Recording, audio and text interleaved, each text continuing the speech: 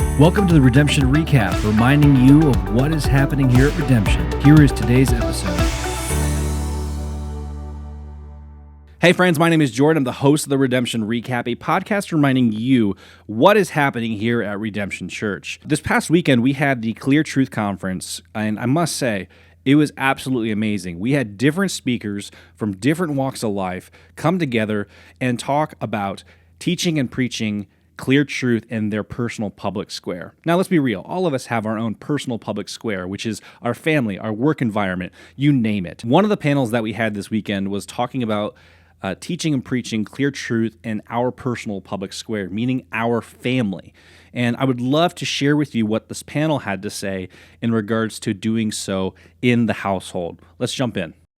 We're going to just get into a little bit of a recap of some of the social media conversation because the three guys here to my left, they all have really large social media followings and have great impact using social media. So we're going to chat through that a little bit. And then we're just going to, we'll kind of just have a free-for-all conversation here. So if anyone else has questions based on anything else we've kind of gone over this week that are kind of lingering thoughts, or even just some next step stuff, like what do you do next? What is winning a year from now? What would we hope has maybe been happening?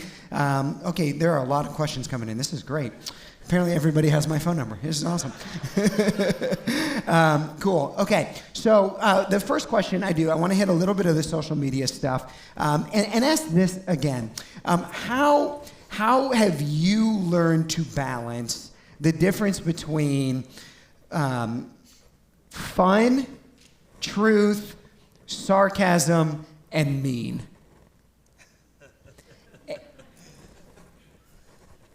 I'm still figuring it out, I think.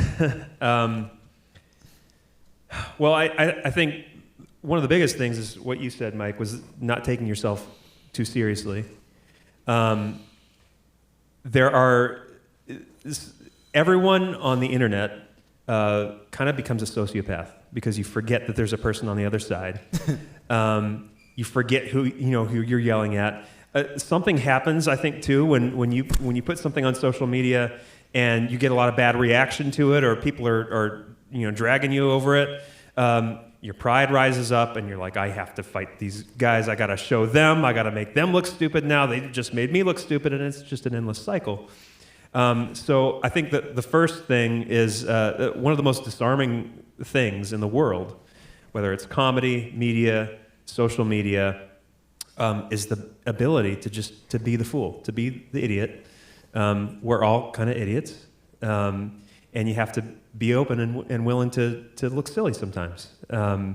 Swallow your pride and have a good laugh at yourself, and then you can kind of point the cannons elsewhere and laugh at other people too.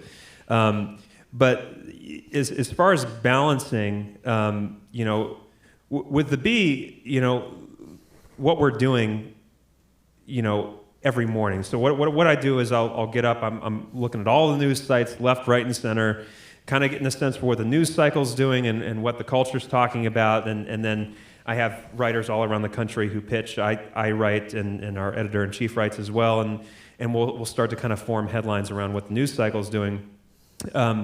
But we're never trying to be like truth tellers first. We're trying to be funny first. That's our job, is to be funny.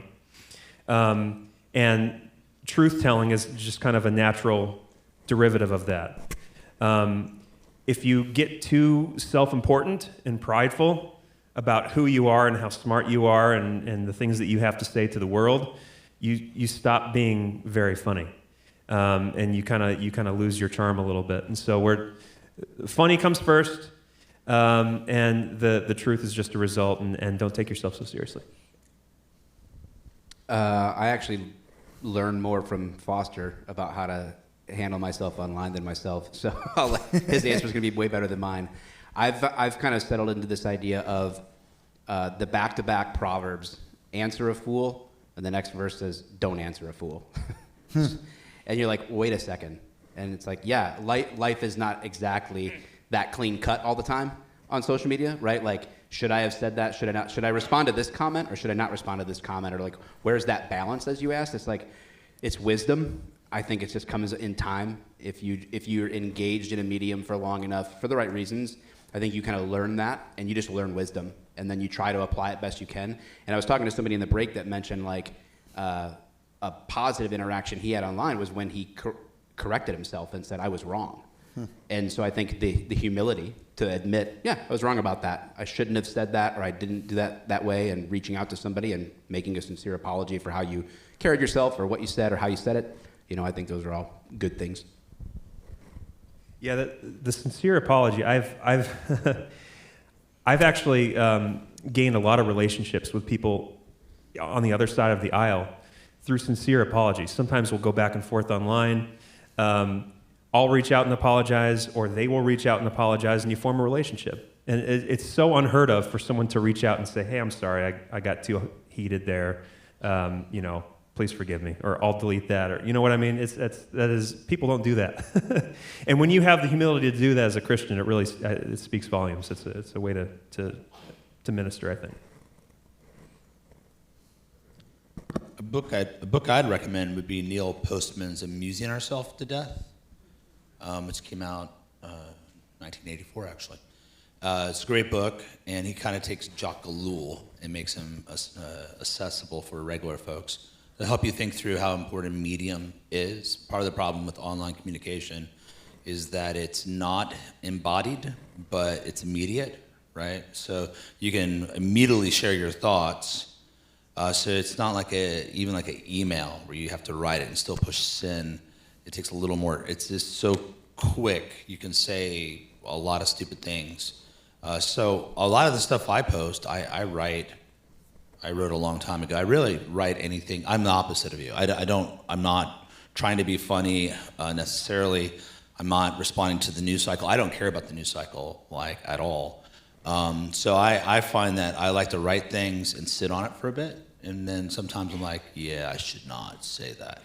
There's a reason I use a manuscript when I preach. My honest thoughts on most things are more than most people can handle. But I don't think sarcasm works online. I've dialed mine down to 1. I think people have terrible reading comprehension.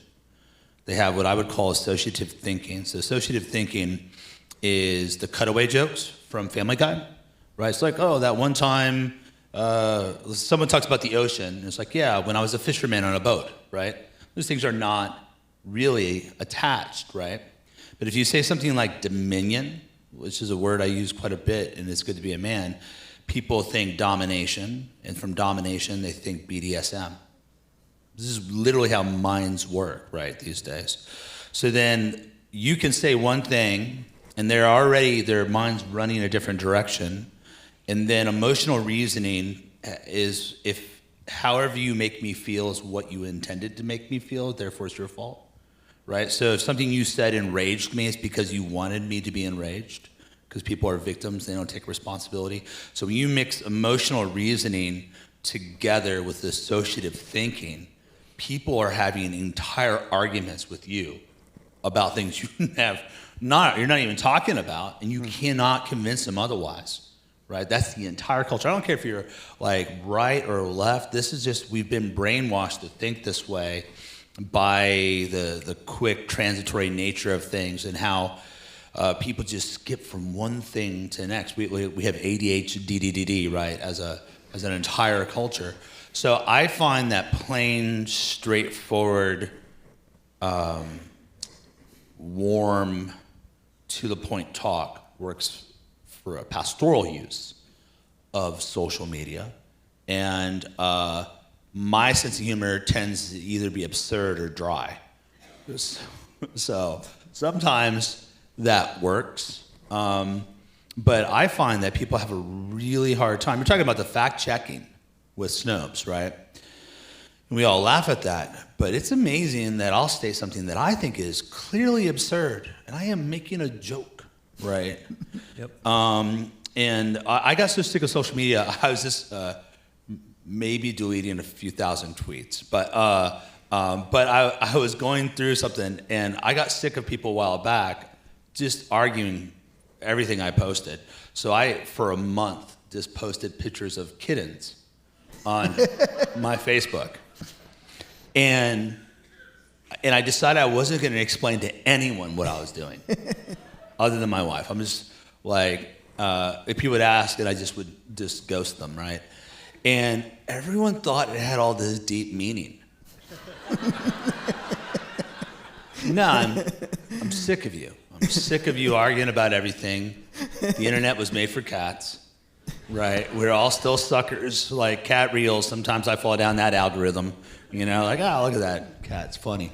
But I think I found that people attach so much, like, people have gotten insane. So the other day, I was talking about how Reformed people, which I am, and I'm unashamed, and I'm gonna get you all there eventually. But I was talking, man, these people, they fight about everything, and they don't know how to pick the right battles, and this is bad, and whatever. And then someone's like, oh, so you're counter-signaling what I'm saying. And I'm like, what are you talking about? Who are you? Like, and then, well, this is because you're running interference for your bros that are all into the church calendar. I'm not into the church calendar, first off. I'm not, that's not a big thing. And I was like, so I don't even know what you're talking about. He's like, dude, I can read between the lines. I was like, all right, Morpheus. And then I said, did you know how crazy you sound? Oh, so now you're gaslighting me. You're just literally gaslighting. You're saying that I'm crazy. And I was like, okay.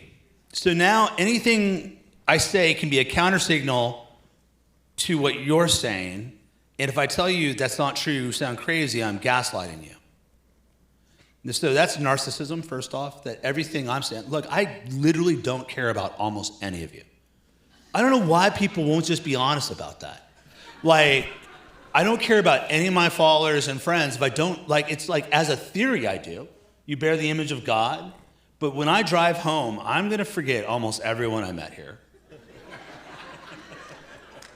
Right?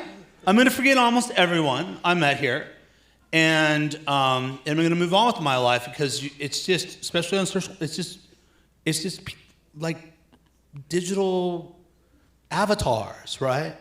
And the fact that we all think everyone's talking about us is we're crazy narcissists.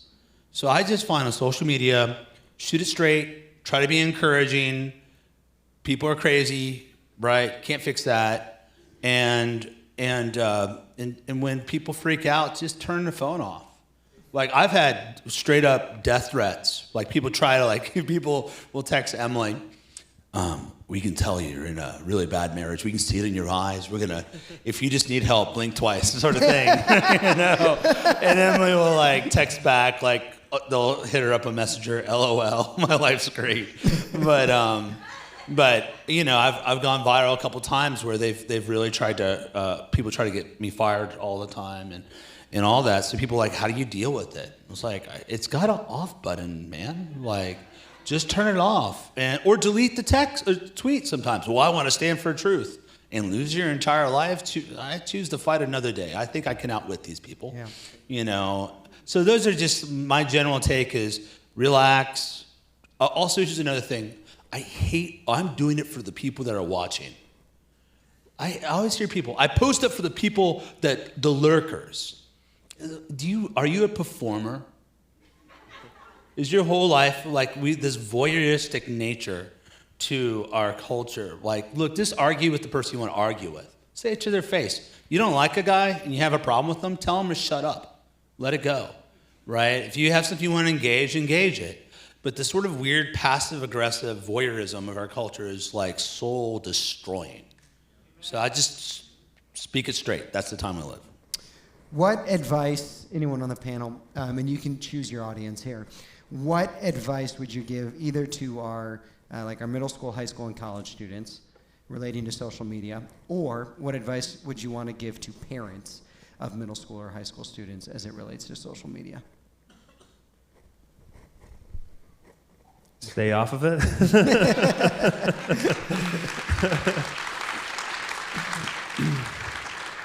I struggle with this because my oldest, I have 11-year-old twin boys who are my oldest, and they don't have phones, they don't have tablets, they are completely off of that stuff. I know at some point they're going to need to have a phone, and I don't want them to have to deal with it by themselves after they leave the house. So maybe a couple of years before they leave the house, and I'm going to have to go through that with them. This is like uncharted territory for us parents. Like I grew up in the age when, I remember AOL instant messaging being the big thing. You chat with your friends in high school, AOL. Now you have a box in your pocket that can access all of the filth and atrocity of the world at the press of a button, and we're just giving that to our kids. It's like,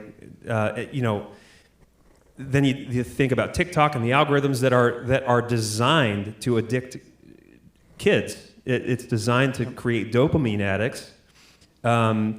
As our teenagers their brains are still growing and they're forming new connections to ingrain that endless feedback loop of dopamine hits that come from social media into a kid from a young age. I say, be very careful, but at the same time, you can't avoid it completely. We as parents have to be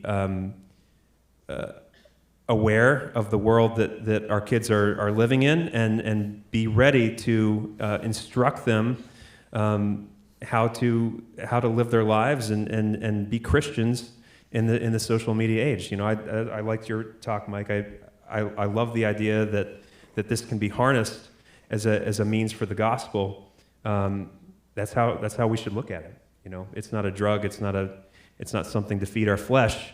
We're meant to walk in the Spirit so that we don't fulfill the desires of the flesh. Just be very careful, I guess is what I'd say.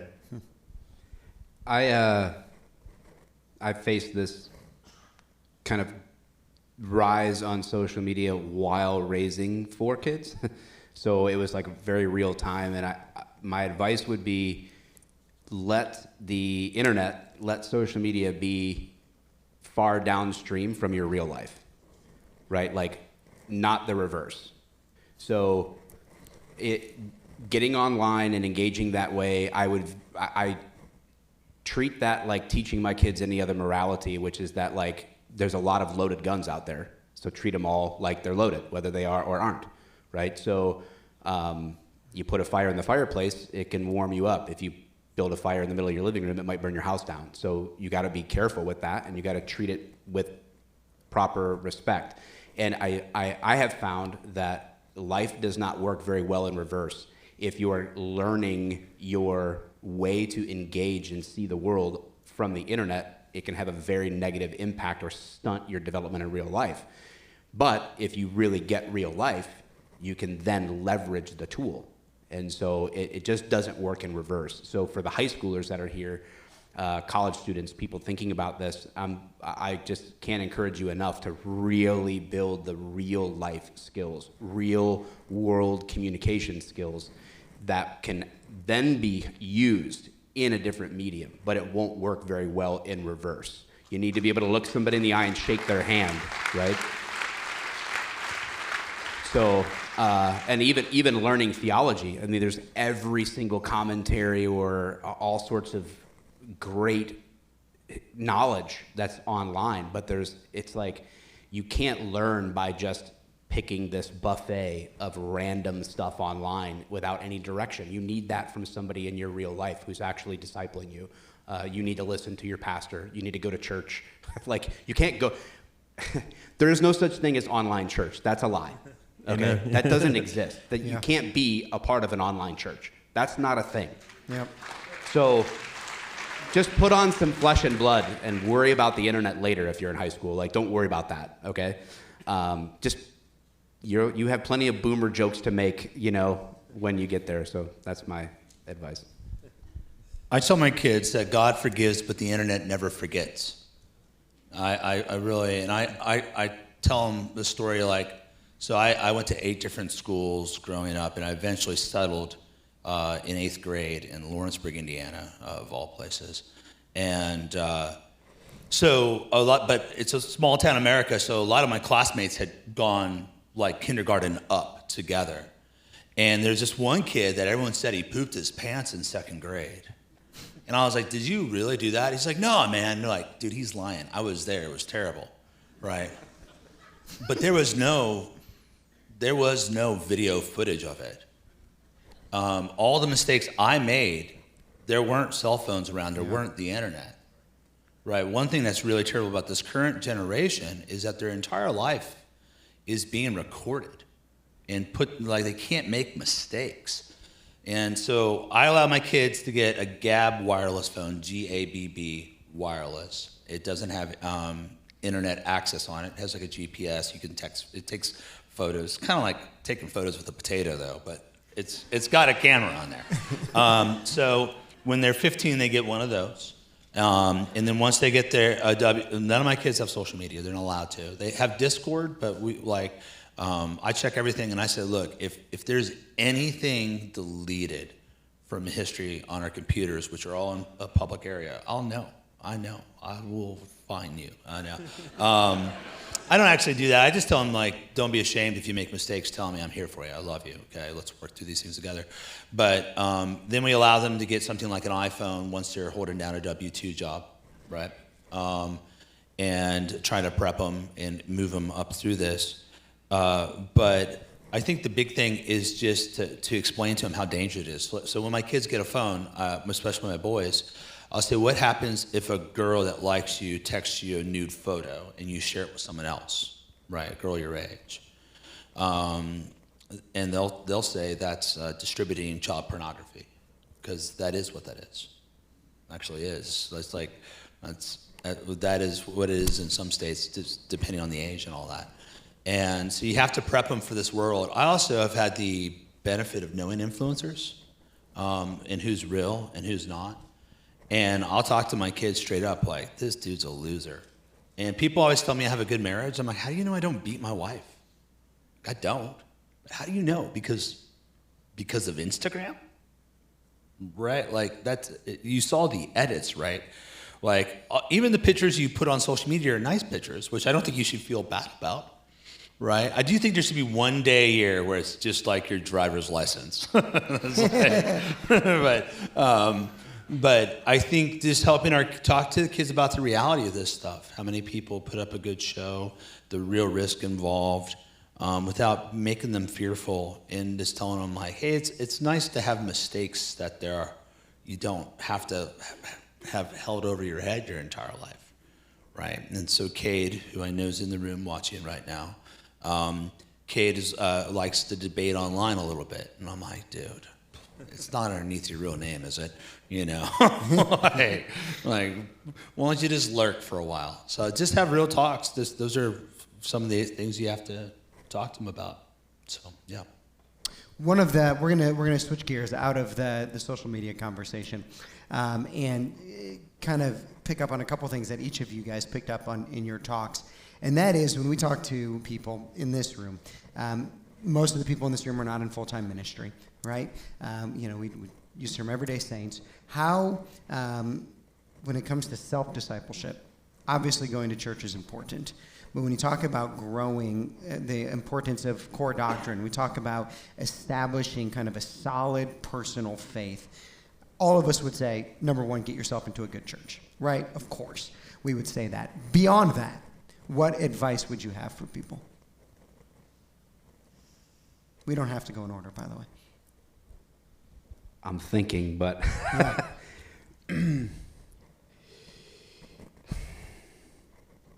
all right. Get yourself into a local church. Yeah. I mean, like I'm trying to kind of think outside of that, and I don't know how to do that outside of that. I don't.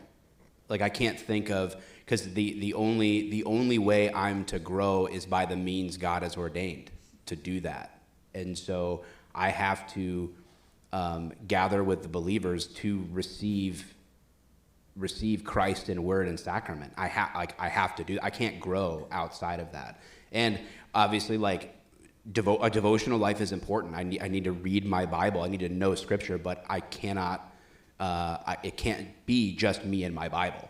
That's how you get internet weirdos that are like, they have an internet flock, and it's just them and their Bible. disconnected from the things that we've talked about in this very conference, the history of where we come from and what we must reclaim. And so I don't know that there is another way outside of the local church to do that. To me, that just rekindles the desire to see good local churches grow and plant new churches. So I don't know. I shouldn't have answered that question because it was the exact opposite of what you asked.